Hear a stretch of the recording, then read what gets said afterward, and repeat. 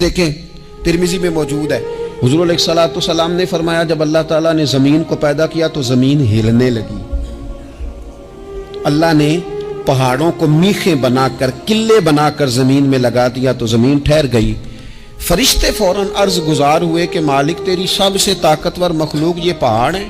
فرمایا نہیں، لوہا جو ہے نا وہ پہاڑوں سے بھی طاقتور ہے، کیونکہ لوہا پہاڑ کو کاٹ دیتا ہے۔ یا اللہ پھر لوہا سب سے طاقتور ہے؟ فرمایا نہیں، آگ اس سے بھی طاقتور ہے۔ کیا آگ سب سے طاقتور ہے؟ تو فرمایا نہیں، پانی بھی ہے۔ کیا پانی طاقتور ہے؟ فرمایا ہوا بھی ہے، جو پانی کا رخ پھیر دیتی ہے۔ مسلمانوں خدا را اس سے بڑا ذوق نہیں ملے گا۔ میں طاقتور ہونے کا طریقہ بتا رہا ہوں۔ ہمارے ہاں لوگ سمجھتے ہیں کہ میں بولتا زیادہ ہوں اس لیے میں طاقتور ہوں، میرے پاس اسلحہ زیادہ اس لیے میں یہ دیکھو حضور نے بتایا طاقتور کون ہوتا ہے۔ یا رسول اللہ پتھر پہاڑ طاقتور ہے؟ تو فرمایا نہیں، ان پر تو لوہا ہے، لوہا طاقتور ہے، نہیں اس پر تو آگ ہے، آگ طاقتور ہے، نہیں اس پر تو پانی ہے، پانی طاقتور، اس پر تو ہوا ہے۔ تو حضور پھر مہربانی کریں بتائیں طاقتور کون ہے؟ تو یہ دیکھو نا، یہ یاد رکھو نا، یہ کائنات کے سب سے بڑے حکمت والے محبوب کی بات یاد رکھو نا۔ حضور فرمانے لگے سب سے زیادہ طاقتور وہ مومن ہے جو سیدھے ہاتھ سے صدقہ دیتا ہے اور دوسرے کو پتہ بھی نہیں لگنے دیتا۔ اس ہاتھ سے صدقہ دیا اور اس ہاتھ کو پتہ، جس میں یہ اخلاقی طاقت آ جائے نا کہ اللہ کے رستے میں دیکھ کر پھر اسے چھپانا آ جائے، وہ بڑا طاقتور آدمی۔ تو میں یہ سب سے بڑا طاقتور ہے جس نے اپنے رب سے راز نیاز شروع کر لیے، اللہ کے رستے میں دیتا ہے پھر کسی کو خبر ہو۔ یہ کون سی طاقت ہے؟ یہ روحانی طاقت ہے، یہ اخلاقی طاقت ہے، یہ کردار کی طاقت، یہ سوچوں کی طاقت ہے، یہ آپ کے مزاج کے بلند ہونے کی طاقت ہے۔ لیکن اگر مسجد میں ٹائلیں لگوا کر بھی ایک ٹائل پہ نام لکھوا لیا ہے، اگر کہیں تعاون کر کے بھی کہا میرا ذکر کرو، کوئی خدمت کر کے کہا میرا نام لو، پھر آپ کمزور ہیں، پھر آپ طاقتور نہیں ہیں، پھر آپ نے بزدلوں جیسا کام کیا، پھر آپ نے وہ رنگ اختیار کیا ہے جو شاید آپ کو ذہنی طور پر بڑی کوفت میں مبتلا کر دے۔ تو اعصابی طاقت، اعصابی قوت، آپ دیکھیں حضرت صدیق اکبر رضی اللہ تعالیٰ عنہ، حضور نے تربیت کی تھی نا۔ میں ذمہ داری سے کہتا ہوں کہ تعصب کی اینک نہ کسی نے پہنی ہو، ورنہ کائنات میں عشق کی داستان ختم ہو جاتی ہے جناب صدیق اکبر پر۔ جو پیار انہوں نے مدینے والے محبوب سے کیا ہے کوئی کر ہی نہیں سکتا۔ اور ہر وقت کی جدائی، ہر وقت کی، یعنی بیٹھے بیٹھے نا حضور کے وصال کے بعد بیٹھے بیٹھے حضرت صدیق اکبر اٹھ کے نا تو ایک رستے پہ چلنا شروع ہو گئے۔ کسی نے پوچھا ابو بکر کہاں جا رہے ہو؟ کہنے لگے یار ایک دن نا محبوب 2-3 دن کے لیے کہیں گئے تھے، اس رستے واپس آئے تھے۔ جنہاں دے دل پر جانی وچھڑن کون روے پھر تھوڑا، یہ سب روگاں دا روگ محمد جس دا نام وچھوڑا۔ پریشان ہوں تو دل کر رہا ہے پتہ نہیں یہاں سے آ نہ جائیں۔ اتنا زیادہ محبوب کی غلامی اور نبی پاک کی محبت کا ذوق، لیکن اعصابی طور پر مضبوط کتنے تھے؟ حضور کے وصال کے بعد جس بندے نے اپنے پروں کے نیچے پوری امت کو سنبھال لیا ہے نا، اس کا نام بھی ابو بکر صدیق ہی ہے۔ ایسے ایسے سنبھال لیا، سب سنبھال، دکھ سب سے زیادہ لیکن سنبھالا۔ کوئی زکوٰۃ کا منکر پیدا ہو رہا ہے، کوئی ختم نبوت پہ حملہ کر رہا ہے، کوئی کچھ ہو رہا ہے، کوئی کچھ ہو رہا ہے، ابو بکر صدیق نے فرمایا سارے لشکر روانہ کرو، جہاں جہاں حضور نے فرمایا تھا جہاد کرو۔ فرمایا جو ایک رسی بھی زکوٰۃ کی نہیں دے گا وصول کریں گے۔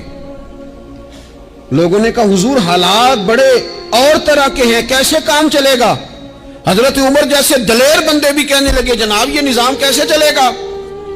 تو ابو بکر صدیق فرمانے لگے عمر تجھے تیری ماں روئے، تو بڑے مضبوط مزاج کا تھا، یہ مجھے کیا پیغام دے رہا ہے؟ فرمایا عمر یاد رکھ اگر میں مدینہ منورہ میں اکیلا بھی رہ گیا اور جنگل کے درندے میرا آ کے گوشت بھی نوچ کے لے گئے تو پھر بھی میں ان اصولوں پر کھڑا رہوں گا جن اصولوں پر مدینے والے رسول نے مجھے کھڑا کیا ہے۔ ذرا گنجائش نہیں، ہم یہاں سے مضبوط لوگ ہیں، یہاں سے ذہنی بلندی، ذہنی پختگی، یہ حسن ہے زندگی کا۔ یہ کیا بات ہوئی परसों फैसला कोई और था, सवेरे प्रोग्राम कोई और बन गया। कल फलाने का मुरीद था, आज मुझे फैज नहीं मिला, इधर जा रहा हूं। परसों फलाने को उस्ताद बना बैठा था, आज मेरा प्रोग्राम बदल गया है। कल मेरी सोचें और थी, आज मेरी सोचें और हैं। जो कौम सारी जिंदगी तायुन ही ना करे वो काम कैसे करेगी? जो रास्ते का आगाज ही ना करे वो मंजिल पर कैसे पहुंचेगी? तो कमजोर बातों से निकले, बुज़दिलाना सोचों से बाहर आए, तय करें जिंदगी में ये कुछ हमने करना है। मैंने कहा है निकले मैदान में जीतने के लिए, फिर रब की मर्जी है, फिर अल्लाह की मर्जी है। सारी जिंदगी सहाबा पर कर्ज रहा, कर्जे भी रहे, खिदमतें भी होती रही, जिहाद भी होते रहे, ड्यूटियां भी होती रही, सारे काम ही होते रहे। हमारा ये मिजाज है, एक दो खा गया है सारी खुशियां ही गई, बस सारा कुछ खत्म कर बैठते हैं। तो थोड़ी सी ना मजबूत देखें। अच्छा ये हजरत अबू बकर का हाल है, तो जनाब उमर की कैफियत क्या है? कलमा पढ़ते ही हजरत उमर ने फरमाया या रसूलुल्लाह, जब आप सच्चे, कुरान सच्चा, इस्लाम सच्चा, तो छुप के नमाज पढ़ने का क्या मतलब है? फरमाया अभी तादाद ही कोई नहीं, 40 तो मुसलमान हैं। अर्ज की हुजूर मेहरबानी करें ना, आप सिर्फ इजाजत दें। 20-20 लोगों की सफ़ें बना दी गई, एक सफ के आगे हजरत उमर है, एक सफ के आगे हजरत अमीर हमजा है। जनाब उमर कहने लगे चूंकि आप अल्लाह के रसूल हैं तो लिहाजा नमाज भी आज अल्लाह के घर में ही पढ़ी जाएगी। तो हजरत उमर बैतुल्लाह शरीफ के बीच खड़े होकर नारा लगाते हैं, फरमाते हैं मैं उमर हूं, तुम मुझे भी जानते हो, मेरे बाप को भी जानते हो, तुम मेरा कबीला भी जानते हो, मैंने पढ़ लिया है महबूब का कलमा। अब जिसने बच्चे यतीम कराने हो और अपनी बीवी बेवा करानी हो वो आए और मुझे रोके।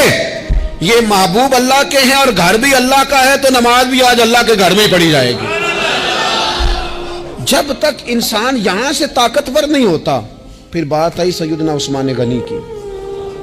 मैं पहला वहां उन्हां रिंदा तो जिन्हें खुली बगावत की थी, है पूरा कबीला और तरफ है, उस्मान तेरे घर में माल है, दौलत है, वज़ादारी है, लोग सारे क्या करेंगे, वालिद मुखालिफ, चचा मुखालिफ। हजरत उस्मान गनी जैसे आदमी को पकड़ के बांध दिया गया घर में। पर उस्मान गनी कहने लगे मैं उन बुज़दिलों में से नहीं हूं जो मोहब्बत भी करें और इजहार भी ना कर सके, जो दावा भी करें और फिर उनके अंदर ताकत इजहार भी ना हो। फरमाया तुम जितना बांध सकते हो बांध लो, तुम अपनी दौलतें, हुकूमतें और अपना जाहो जलाल संभाल के रखो, हमने तो गुलामी का फैसला कर लिया है। और फिर की गुलामी उन्होंने।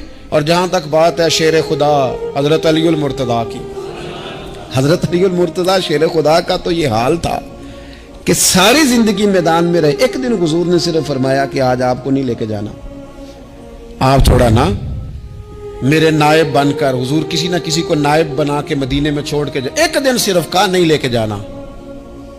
तो हजरत मौला अली रोने लगे, कहने लगे हुजूर मैं बच्चों के बीच रहूं, औरतों के बीच रहूं, मेरी तलवार को जंग लग जाएगा। हुजूर मुझे तो घोड़े पे बैठना पसंद है। अच्छा मैं आपको एक और बात भी अर्ज करूं, पहले भी मैंने कहा था फिर कहता हूं, कुछ लोग पढ़े लिखे होते हैं बहादुर नहीं होते। हजरत अली के इल्म का भी कमाल उरूज पे और बहादुरी भी पूरे उरूज पे। जिंदगी ना बहादुर लोगों की होती है। ये शहाबुद्दीन गौरी लेटे हैं यहाँ सुहावा में, तो किसी ने पूछा उनसे कि यार आप कहाँ रहते हैं? कहने लगे मैं घोड़े की पुश्त पे होता हूँ, हमारे बच्चे बड़ी सोहनी फोटो बनाते हैं। इनसे पूछें आजकल आप क्या करते हैं, तो कहते हैं मोबाइल चलाते हैं। आप क्या करते हैं? फोटो खींचते हैं। आप क्या करते हैं? कहते हैं वो ना मुझे ऐसा ऐसा अजीब मसला है मोबाइल का कि बच्चों की ना मतलब मैं कई दफ़ा सोचता हूँ कि अगर इन्हें कुछ 4 घंटे मोबाइल से अलहदा रहना पड़ा ना तो हो सकता है कि इनको डॉक्टर को भी दिखाना पड़ जाए, इतनी खूब बुरी हालत हो गई। मुझे ढेर सारे दोस्त कहते हैं जी आप टेलीफोन पे मिलते नहीं। मैंने कहा मैं पहले मिला करता था जब तक लोगों की जेब में मोबाइल था, जब से लोगों ने हाथ में पकड़ लिया ना तो फिर तो एक दिन में 100 नंबर मिलता है, तो फिर आप कैसे मोबाइल पे रहेंगे? फिर तो एक ही काम है, या फ़ोन सुनेंगे या कोई और काम करेंगे। तो थोड़ी सी हिम्मत वाली ज़िंदगी गुजारें। बुज़दिलाना बातें, कमज़ोर बातें हमारे बच्चों को भी कमज़ोर कर देंगी। ये कुछ नहीं कर सकेंगे। हज़रत सैयदना अब्दुल्ला बिन ज़ुबैर रदी अल्लाह ताला, ये मदीना मुनव्वरा में पैदा होने वाले सबसे पहले बच्चे हैं। हज़रत सैयदना अबू बकर सिद्दीक रदी अल्लाह ताला अन्हु के नवासे हैं, हुजूर के फुफ्फो जनाब सफिया के पोते हैं, और अशरा मुबशरा सहाबी हजरत ज़ुबैर बिन अवाम उनके बेटे हैं। शुरू से ही बड़े बहादुर थे। एक दिन कुछ बच्चे गली में खेल रहे थे तो एक शख्स ने आके ना चीख मारी, डराया, सारे बच्चे भाग गए। जनाब अब्दुल्ला इब्ने ज़ुबैर कहने लगे क्यों भागते हो, अब चीखों से भी डरोगे, वापस आओ सारे, मैं तुम्हारा अमीर हूं, आओ जरा इस पर हमला करें। हम सारे भागे और ये अकेला खड़ा रहे।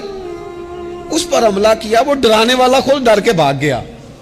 थोड़ा सा ना मिजाज, ज़ेन, तबीयत देखे ना, बदतमीजी और चीज का नाम है, लेकिन गुफ्तगू का मजबूत होना ये और चीज का नाम है। बच्चों को जब पूरी तरह यहाँ तो हम उनको इस कदर ज्यादा कमरों में बंद रखते हैं कि जब वो निकलते हैं बागी हो जाते हैं।